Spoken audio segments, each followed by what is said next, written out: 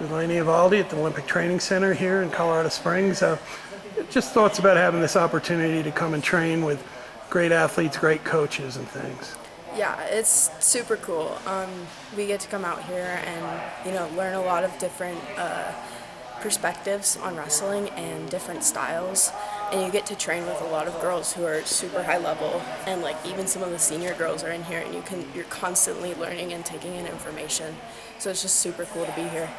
Now you're a California girl, and there's some great women's wrestling out there, high school and older obviously, but I mean, talk about what you've learned growing up through the system in California and just the challenges you face regularly as being part of that world. Yeah, I mean, when I was younger, I grew up like wrestling the guys and stuff because there weren't a lot of girls, but it's definitely like exploded with girls wrestling and stuff. And I mean, even at state last year, like the level just gets higher and higher every year.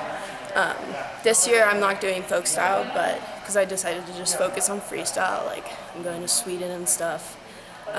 But yeah, California's always stacked, and it's a good place to grow up in wrestling. So. Yeah, and the decision to stick to freestyle, obviously, I mean, we have a senior world champion who's 18 who did the same decision out of California, right? I mean, that's what a meet did and everything.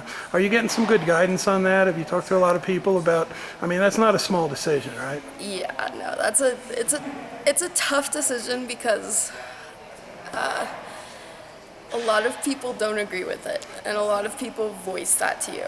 Okay. And it's hard to kind of deal with that, but as long as you trust in those who have your best interests in mind, and like my team, my dad and my coach, my personal coach, John, we all talked it over like a lot, like over the course of months. And it does get hard when people come up to you and they're kind of like, oh no, you shouldn't do that, you should stick to folk style, blah, blah, blah. And it's like you feel like you're doing something wrong, even though you know it's the best in the long run. So it's difficult, but I think I made the right decision. So what kind of goals have you set for this year? Obviously, it's, you've had success in the past, but there's some things out there ahead for you. Yeah, well, going to Sweden and stuff, I'm going to do well. I kind of want to take back the Rome tournament because I did not wrestle to my potential at that tournament, and I know that.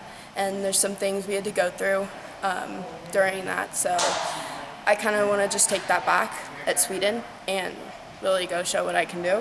And then I'm also planning on making world teams this year, so I can keep going to that international level and just improving and constantly wrestling the best wrestlers in the world. Now, and again, you're used to it a little bit, but I mean, we got Japan in the room here, right? Oh yeah. I mean, how's that? I mean, that's the country that we're chasing. Oh, I love it. I love it.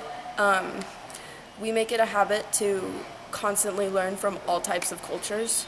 And I mean, even when I was younger, I went on multiple trips to Japan, and we got to wrestle like Yui Sasaki and Kaori Icho and some of the top wrestlers there when I was just like a little girl.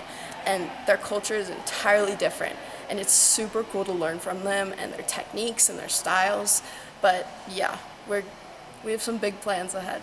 So. Well, congratulations on your success so far, and really looking forward to seeing what's ahead for 2023. Yep, Thanks a lot.